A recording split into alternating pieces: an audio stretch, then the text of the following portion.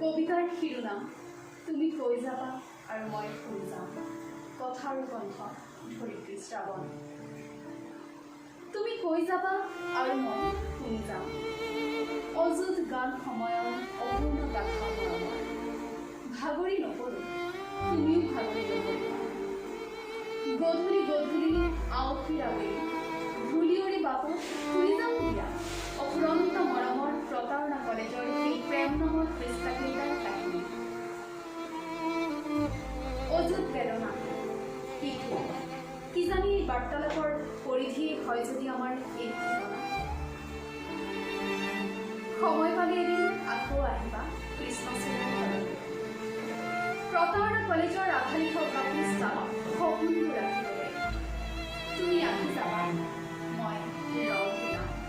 তুমি আহি যাবা, মই ৰং দিলাম।